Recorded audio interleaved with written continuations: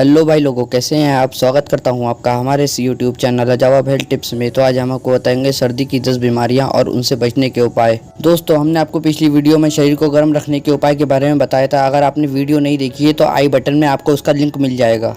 अगर आपने हमारा यूट्यूब चैनल सब्सक्राइब नहीं करा है तो सब्सक्राइब करिए, बेल आइकन दबाइए, वीडियो को लाइक, शेयर और कमेंट्स करिए।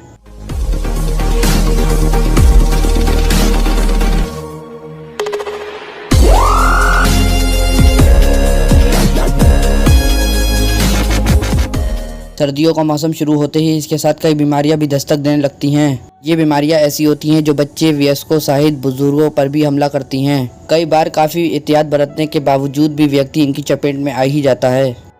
इस मौसम में त्वचा फटना, खुश्क होना, होठों में खून निकलना आम बात है। इसके अलावा भी इस मौसम में काफ़ी सारी दिक्कतें होती हैं। यही कारण है कि सर्दियों के मौसम में हर व्यक्ति को विशेष देखभाल की ज़रूरत पड़ती है। अगर आप इन स्वास्थ्य समस्याओं के बारे में नहीं जानते हैं तो इस वीडियो में हम आपको सर्दियों में होने वाली 10 बीमारियां और उनसे बचने के उपाय बताने जा रहे हैं। हम सभी जानते हैं कि इस मौसम में तापमान में सबसे ज़्यादा उतार चढ़ाव होता है और ठंडी हवा और आर्द्रता होती है। इसके अलावा कई दिनों तक धूप नहीं निकलने के कारण भी कई बीमारियां शरीर पर अटैक करती हैं। इन बीमारियों के अन्य कारण ये हैं: पर्याप्त एक्सरसाइज नहीं कर पाने के कारण बीमारियां हमला करती हैं, अधिक बैठने और सोने के कारण शारीरिक परेशानियां होने लगती हैं, अधिक भोजन के कारण मोटापा बढ़ता है, हवा में नमी के कारण इन्फेक्शन होता है, कोहरे के कारण एलर्जी पैदा करने वाले तत्व बढ़ जाते हैं। इस मौसम में काफ़ी अधिक संख्या में बीमारियां होती हैं, लेकिन हम यहाँ आपको खुद 10 मुख्य बीमारियों के बारे में बताने जा रहे हैं। ये सर्दियों में होने वाली समस्या है। ये आमतौर पर तब होती है जब त्वचा और इसके ऊतक जम जाते हैं। इसके कारण स्किन ठंडी पड़ जाती है और सुन्न होने के बाद बहुत टाइट और पीली हो जाती है। टेम्परेचर में बदलाव होने से फ्रोस्ट बाइट के कारण नाक, कान, थोड़ी और हाथ एवं पैरों की उंगलियां डैमेज हो जाती हैं। इससे बचने के लिए अधिक ठंड में घर से बाहर नहीं निकलना चाहिए। नियमित एक्सरसाइज करनी चाहिए और पर्याप्त गर्म कपड़े पहनने चाहिए। ये एक ऐसी कंडीशन है जिसमें बॉडी का टेम्परेचर 35 डिग्री सेल्सियस से कम हो जाता है। इसके कारण शरीर एकदम ठंडा पड़ जाता है और जब आप घर से बाहर निकलते हैं या फिर पानी के संपर्क में आते हैं तो आपको सामान्य से अधिक ठंड लगती है। इसके कारण शरीर में थरथराहट, थकान के साथ बार बार पेशाब महसूस होता है। अगर इसका इलाज जल्द शुरू न कराया जाए तो इसके कारण व्यक्ति की मौत भी हो सकती है। इससे बचने के लिए गर्म खाद्य पदार्थ खाना चाहिए। अधिक ठंड लगने पर घर से बाहर नहीं निकलना चाहिए और स्थिति गंभीर होने पर डॉक्टर के पास जाना चाहिए।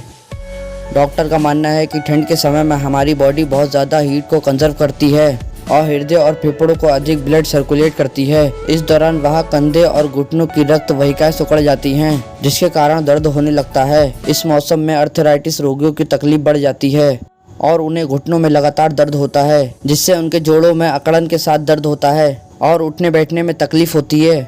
इससे बचने के लिए रोज़ाना एक्सरसाइज, स्विमिंग और साइकिलिंग करना चाहिए। इसके अलावा एरोबिक भी करना चाहिए।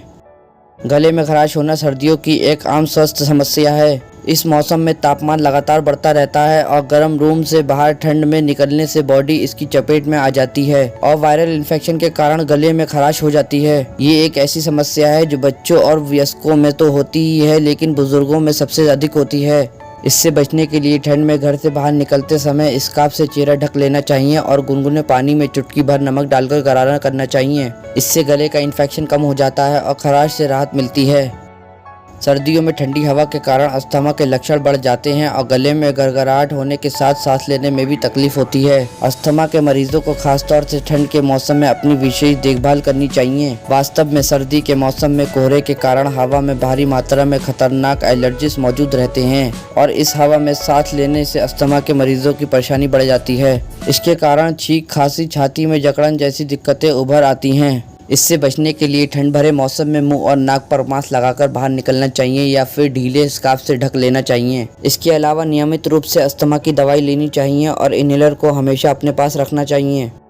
अधिक ठंड के कारण सर्दियों में हाथ पैर ठंडे पड़ जाते हैं और कई कोशिशों के बाद भी जल्दी गर्म नहीं हो पाते हैं। इससे कपकपी, थरथराहट और दांत किटकिटाने लगते हैं। इसके अलावा हाथ और पैरों की उंगलियों का रंग बदल जाता है और इसमें दर्द एवं खुजली होने लगती है।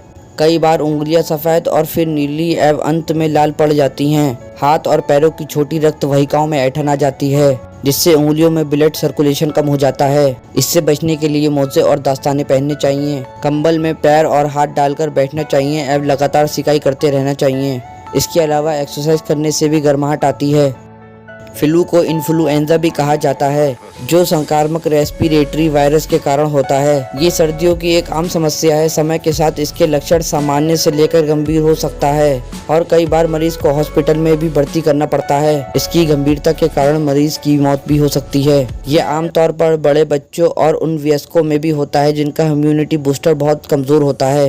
इन्हीं लोगों को फ्लू अपनी चपेट में लेता है। इससे बचने के लिए अपनी नाक, कान और आँख को छूने से बचना चाहिए। पर्याप्त नींद लेना चाहिए, हमेशा साबुन से हाथ धोना चाहिए और इससे पीड़ित व्यक्ति से दूर रहना चाहिए।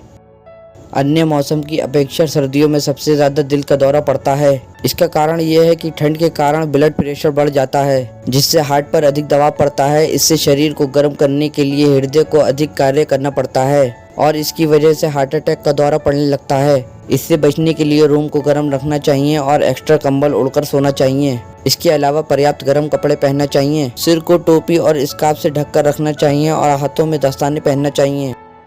सर्दियों में अन्य मौसम की अपेक्षा कान में सबसे ज़्यादा इन्फेक्शन होता है। जलवायु में परिवर्तन के कारण इन्फेक्शन की संभावना बढ़ जाती है, जिसके कारण कान में खुजली होने के साथ गंदगी जमा हो जाती है। कुछ सीरियस कंडीशन में कान में से पस भी निकलने लगता है। इससे बचने के लिए धूम्रपान से परहेज करना चाहिए और बीमार लोगों के पास नहीं बैठना चाहिए। इसके अलावा अच्छा भोजन करना चाहिए और पर्याप्त नींद लेना चाहिए। ड्राई स्किन एक आम समस्या है और सर्दियों में जब पर्यावरण में आर्द्रता कम होती है तो ये काफ़ी बढ़ जाती है। इससे त्वचा रूखी और बेजान दिखाई देती है और अधिक खुश्क होने के कारण फट जाती है। इसके कारण चेहरा खराब हो जाता है और होंठ फटने के कारण खून निकलने लगता है। इससे बचने के लिए नेचुरल मॉइस्चराइजर लगाकर अच्छी तरह मसाज करनी चाहिए। रात को सोते समय बॉडी लोशन, कोल्ड क्रीम लगानी चाहिए। अधिक गर्म पानी से नहीं नहाना चाहिए, इससे स्किन और ज़्यादा ड्राई होने लगती है। इस तरह की अन्य जानकारी के लिए हमारे चैनल को सब्सक्राइब करें, बेल आइकन दबाएं, वीडियो को लाइक, शेयर और कमेंट्स करें।